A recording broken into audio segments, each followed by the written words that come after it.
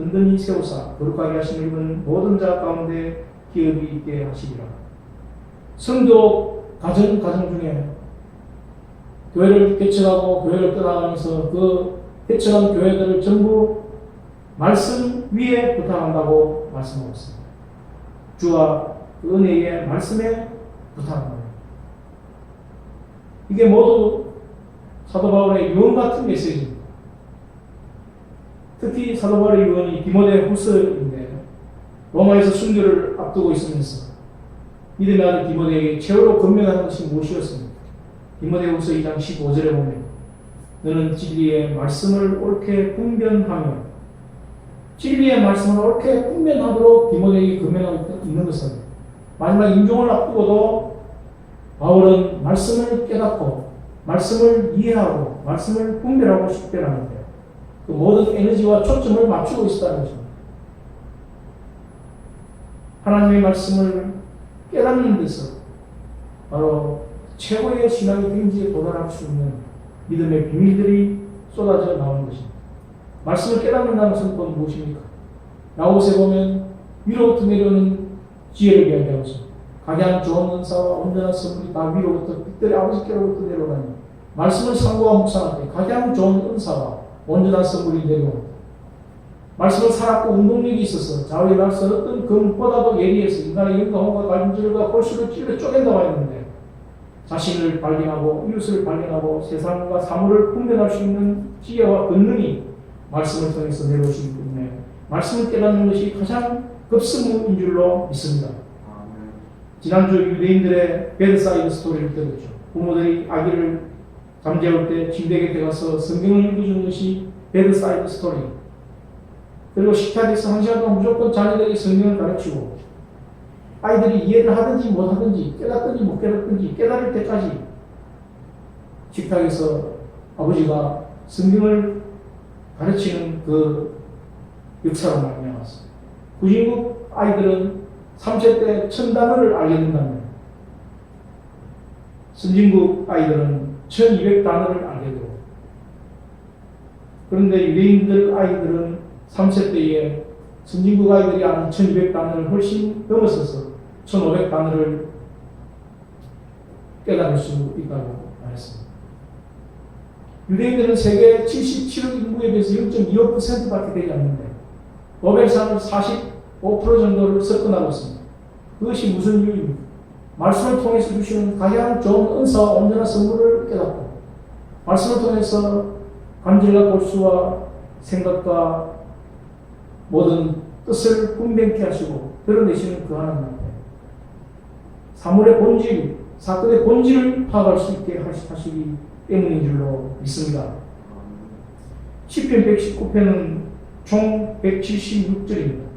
성경 전체 중에서 가장 긴 장입니다. 중세시대 때 신부들이 석금을 할 때, 신부 석금을 할 때 시편 119편을 모조리 처음부터 끝까지 다 외웠다고 합니다. 히브리 알파벳가 22글자인데 22글자를 8편으로 나누어서 히브리 알파벳 제일 처음이 알렙, 베트, 뒷맥 이렇게 영식으로 이야기하는 ABC로 시작됩니다. 제일 처음에 10편 119편 시작이 알렙으로 시작합니다. 그 다음에 베트로 8절 지나서 시작하고 이렇게 해서 22편이 시작되는 22 곱하기 8하면 176이 나오죠.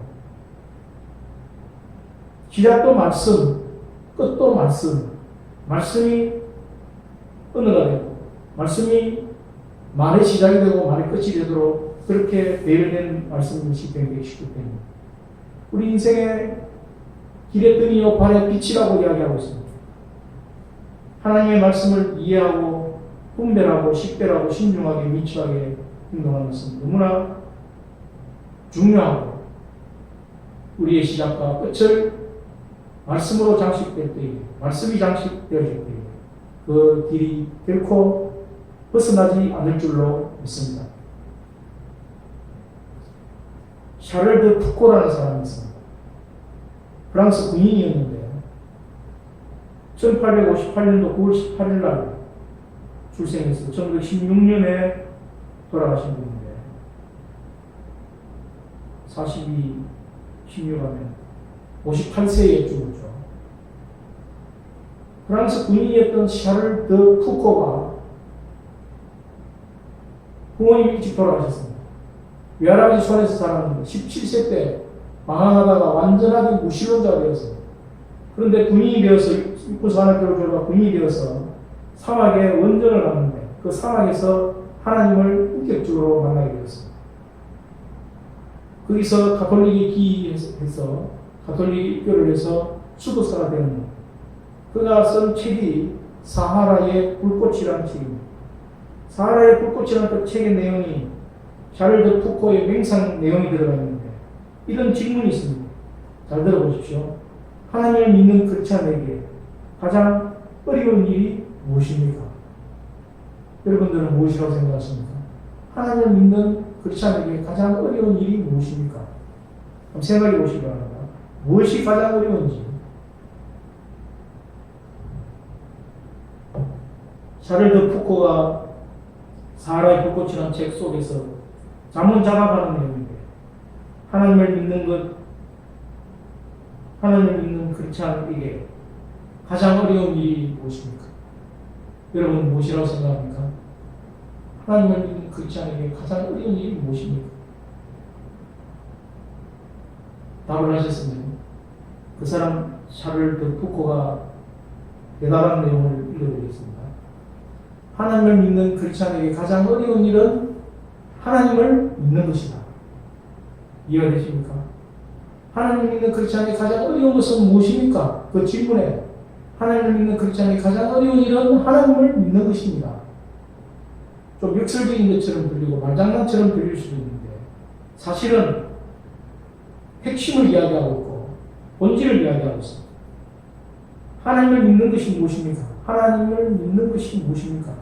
현실에서, 실생활에서 지식적으로 하나님을 알지 않고 삶 속에서 하나님을 믿는 것, 결국 하나님의 약속을 믿는 것이고 하나님의 말씀을 실제로 믿는 것이 하나님 믿는 크리스찬에게 가장 어려운 일이라 하는 것이죠.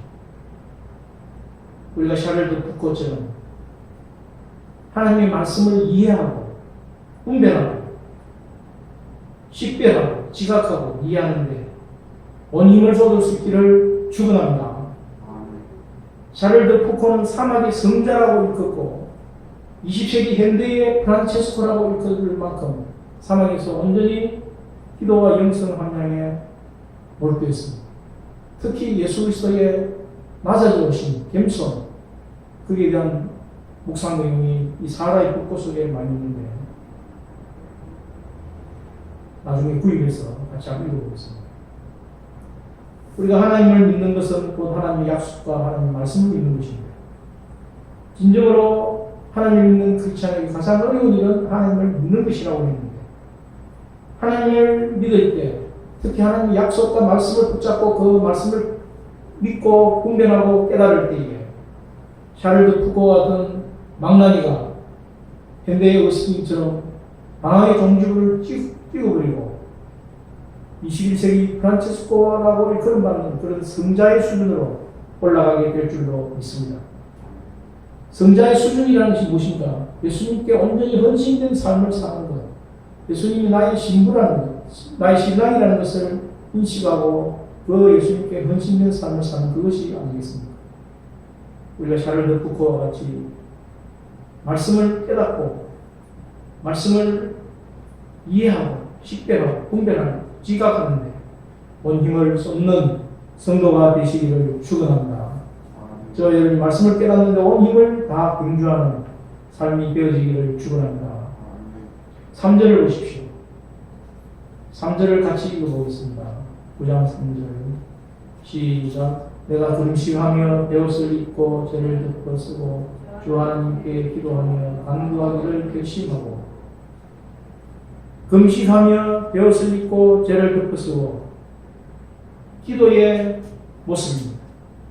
개인적인 사건이나 국가적인 사건을 만났을 때 유대인들이 기도하는 진행적인 모습이 금식하고 베옷을 입고 죄를 덮어 쓰고 히브리어로는 테팔라, 타이눈, 바카시, 시, シ 하고 히브리어는 기록하고 있습니다. 전부 기도한다는 단어입니다. 기도의 자세를 이야기하고 있습니다.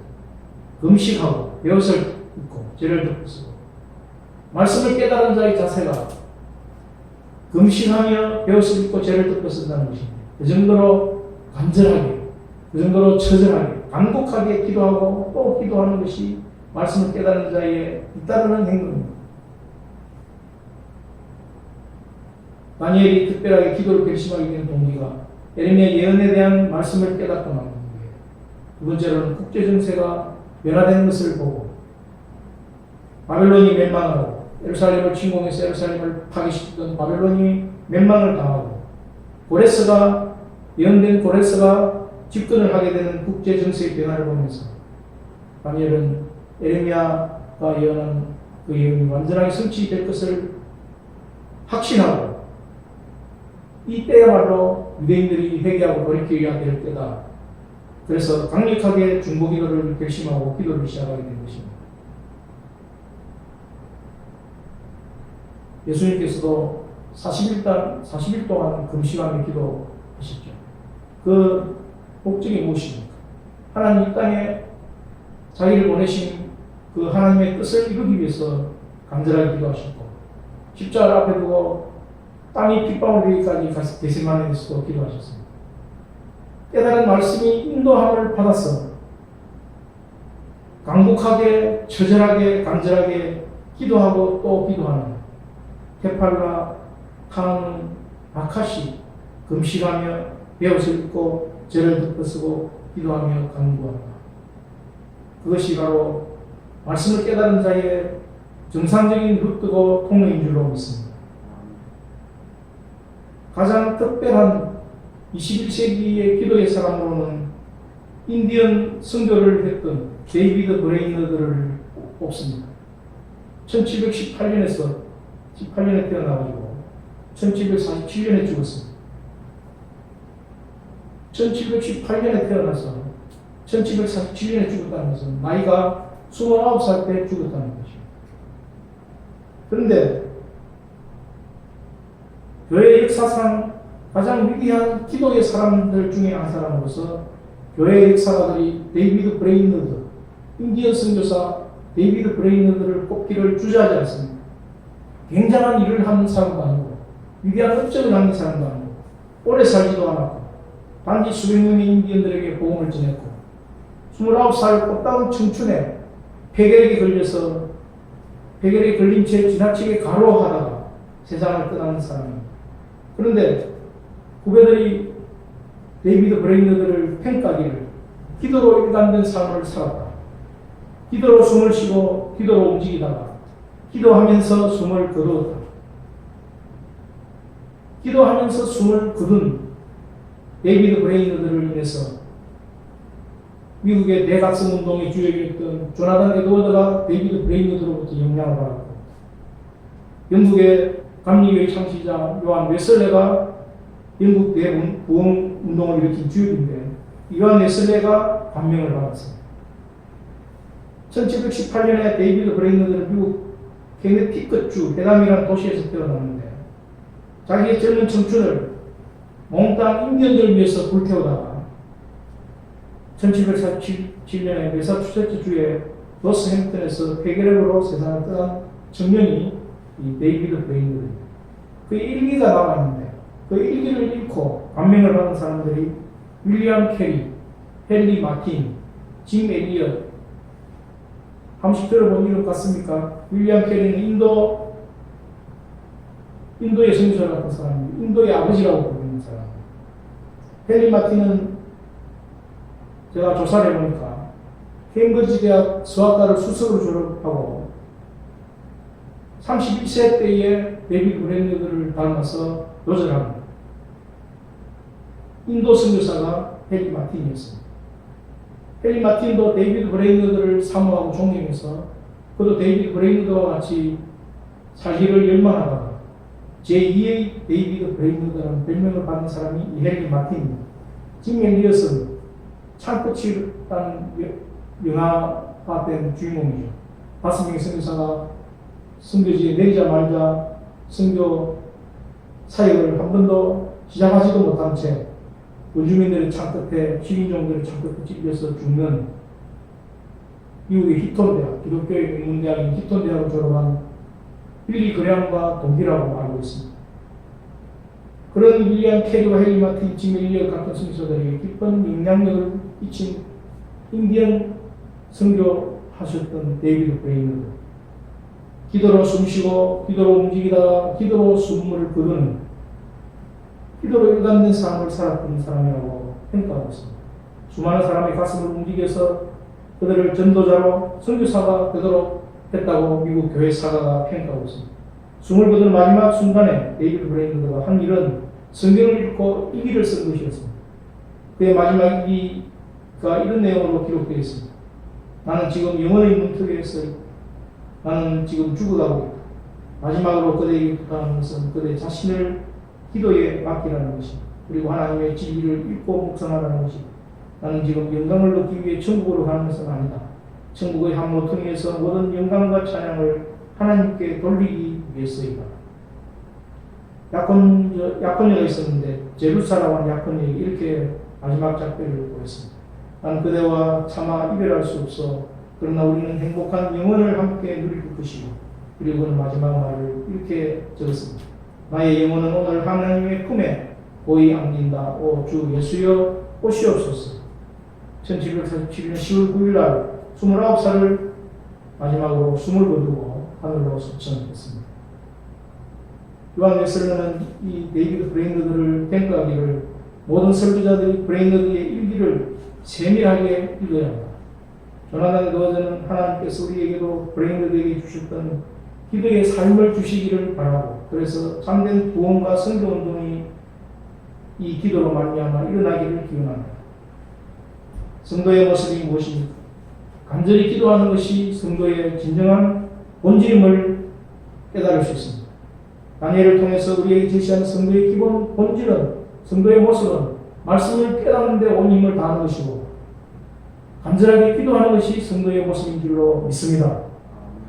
말씀을 깨닫기 위해서 온 힘을 다하고 간절하게 기도하는 가운데 성도로서 맡긴 고유한 미션을 다 감당하는 저와 여러분이 될 수 있기를 축원합니다. 세 번째 20절을 같이 읽겠습니다. 9장 20절을 같이 읽겠습니다. 시작. 내가 이같이 말하여 기도하며 내 죄와 내 백성 이스라엘의 죄를 잡아가고 내 하나님의 거룩한 산을 위하여 내 하나님 여호와 앞에 간구할 때, 산이라는 단어가 나오는데 히브리어의 하르라고 하는 단어를 쓰고 있습니다. 이것은 언덕이라는 뜻이기도 하고 산이라는 뜻도 되는데 예루살렘을 상징하고 교회를 대표하는 것입니다. 4절부터 20절까지 다니엘의 기도는 모두 교회를 위한 기도에 집중되어 있습니다. 15절에는 주의 백성이라는 단어가 나오고 16절에는 주의 성 예루살렘이라는 단어, 주의 거룩한 산 예루살렘과 주의 백성. 17절을 보십시오. 주의 황폐한 성소. 18절 19절에는 주의 이름으로 일컫는 성. 모두 교회를 이야기하고 있습니다. 6장 10절에 다니엘이 예루살렘을 향한 창문을 열어놓고 기도를 했는데 그 예루살렘을 향한 창문도 바로 교회를 위한, 주의 백성들의 공동체를 위한 기도였습니다. 그리고 19절에는 주여 들으소서, 주여 용서하소서, 주여 귀를 기울이소서, 기울이시고 행하소서. 여기서 한국교회의 특징이라고 할 수 있는 주여 3창이 나왔습니다. 주여 주여 주여, 그게 근거 없는 희한한 그런 기도가 아니라 이 19절 말씀을 기초로 해서 주여 들으소서, 용서하소서, 귀를 기울이시고 하소서, 이걸 줄여서 주여 3창이라고 하는 것입니다. 하나님께서 우리를 하여금, 우리 한국 성도들 하여금 간절한 기도에 심정을 주신 것을 감사할 수 있기를 바랍니다. 21절을 보십시오. 기도 응답이 가브리엘 천사를 통해서 전달되고 있음을 이야기하고 있습니다.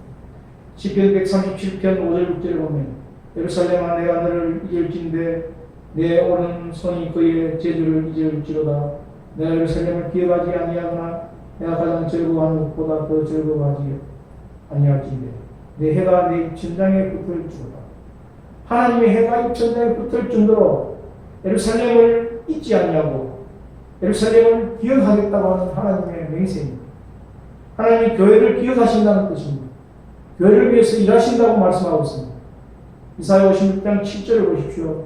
내가 곧 그들을 나의 성산으로 인도하여 기도하는 내 전에서 그들을 기쁘게 할 것이라. 그들의 번제와 희생을 나의 제단에서 기꺼이 받게 되리니 이는 내 집은 만민이 기도하는 집이라 그런 될 것입니다. 성전은 만민이 기도하는 집이라고 이야기했습니다. 이것은 만민이 기도하는 교회를 이야기하는 것입니다.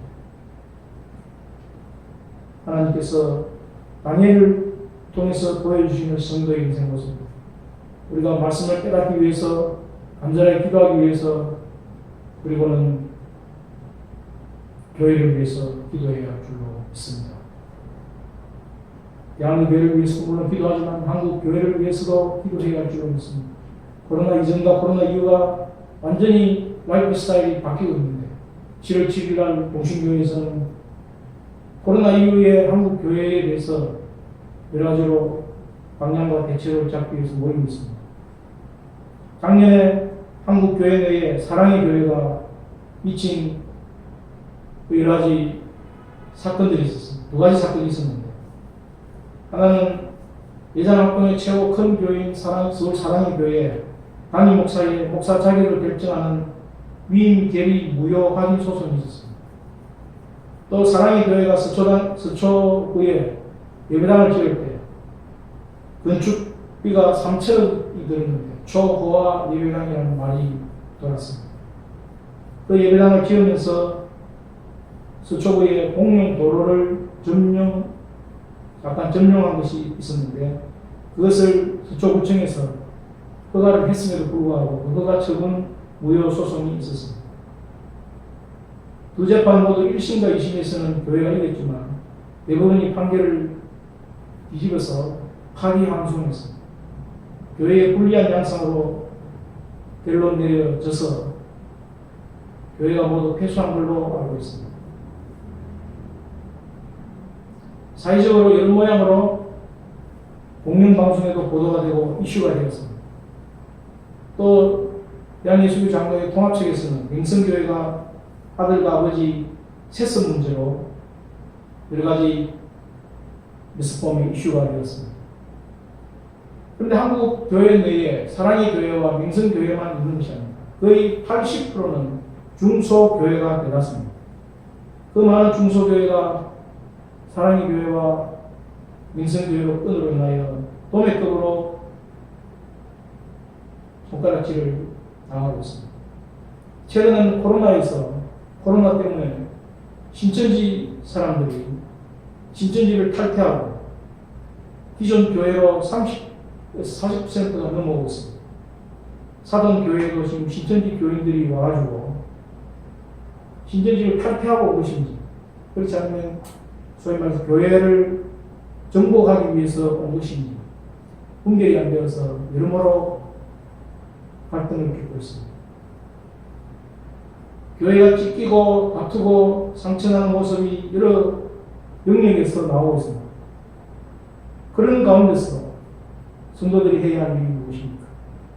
찢기고 다투고 상처나는 교회, 그런 교회를 내몰라라고 버려두거나 방치하거나 하지 않냐고. 성도라면, 믿음의 사람들이라면 다니엘처럼 교회를 부둥켜 안고 기도하고 말씀을 깨닫는 데 힘을 쏟아야 할 줄로 믿습니다. 3절에 보면 기도하며 간구하기를 결심하고, 4절에도 기도하며 간구, 이것이 지금 6번 정도 총 나오고 있습니다. 아리마대 요셉이 어떤 사람이었습니까? 요한복음 19장 38절에 보면 아리마대 사람 요셉은 예수의 제자이나 유대인이 두려워 그것을 숨기더니 이 일 후에 빌라도에게 예수의 시체를 가져가기를 구하며 빌라도가 허락하는지라 이에 가서 예수의 시체를 가져가니라. 교회는 예수님의 몸입니다. 십자가에 죽으신 예수님의 몸을 끝까지 붙든 사람이 아리마대 요셉이었습니다. 주님의 몸된 교회가 상처가 비록 났다 하더라도 그 상처난 주님의 몸된 교회를 위해서 부둥켜 안고 교회를 위해서 기도하고 교회의 상처가 아물도록 충성을 다하는 것이 성도의 본질적인 자세인 줄로 믿습니다. CCM의 욥의 고백이라는 노래가 있습니다. 욥 1장부터 42장까지를 총 정리한 노래가 욥의 고백이라는 노래입니다. 저의 오빠라는 영화를 혹시 들어보셨죠? 이간희 집사와 오은주 집사의 가정이 마이크 스토리인데, 오은주 집사는 저 다니엘 기도의 10권에 있는 장면 감정자였습니다. 그들 부부는 남편은 대장암 사기, 여자는 혈액암, 대장암 사기로 죽어가는 아들을 안쓰러워하는 어머니가, 남편 이간희 집사의 어머니가 그 병고의 아픔을 견딜 수 없고 볼 수 없다고 해서 안타깝게도 자살을 하고 말았습니다. 부부가 암 투병을 하면서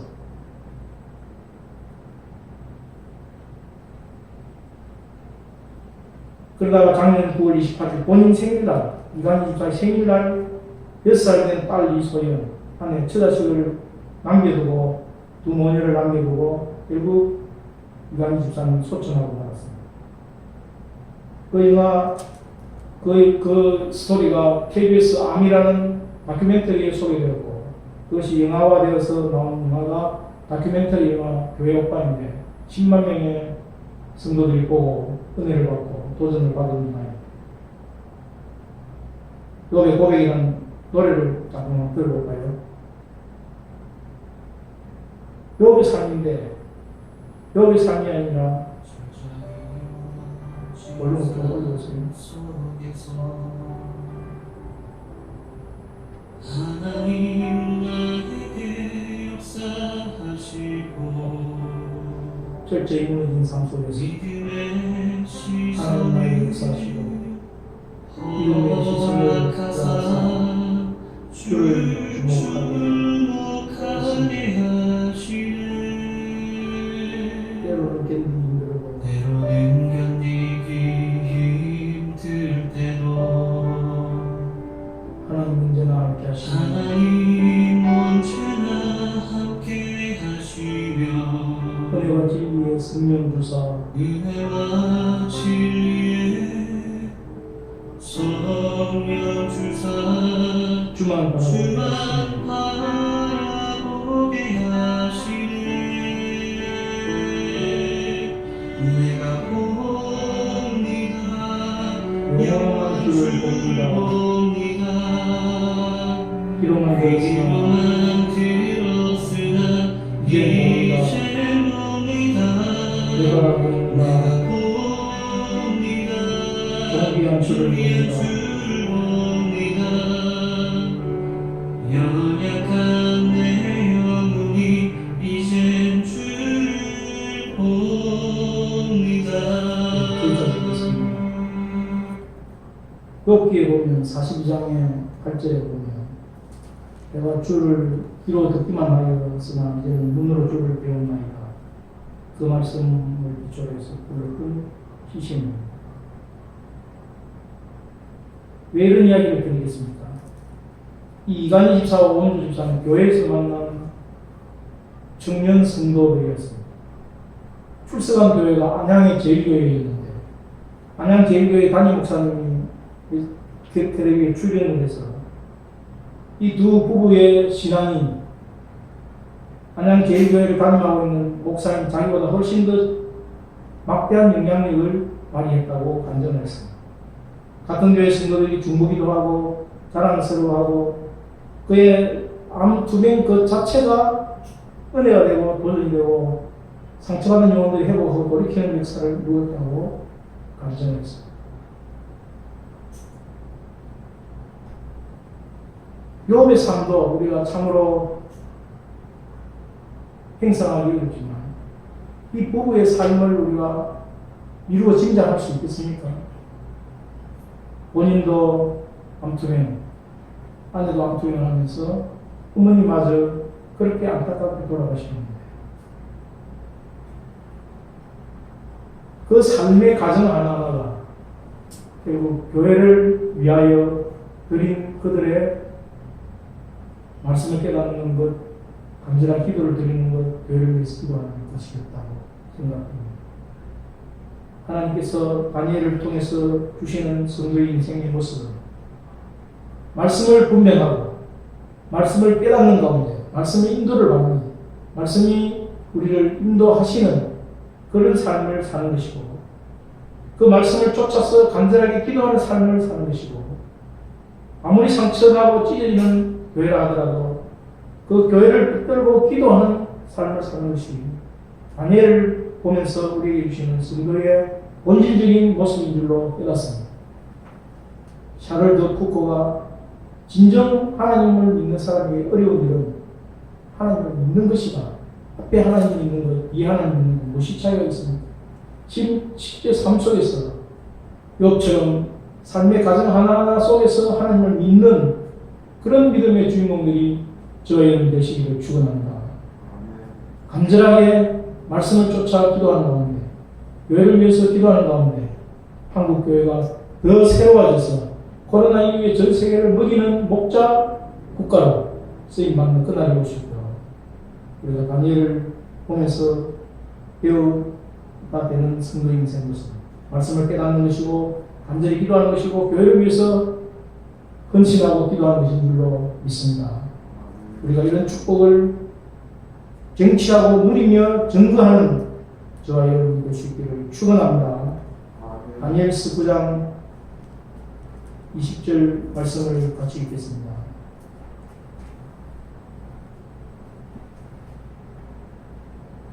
시작. 내가 이같이 말하여 기도하며 내 죄와 내 백성 이스라엘의 죄를 작업하고 내 하나님의 거룩한 상을 위하여 내 하나님 여호와 앞에 간구하오되 살아계신 하나님 아버지 저희가 말씀을 깨닫기를 간절히 원합니다.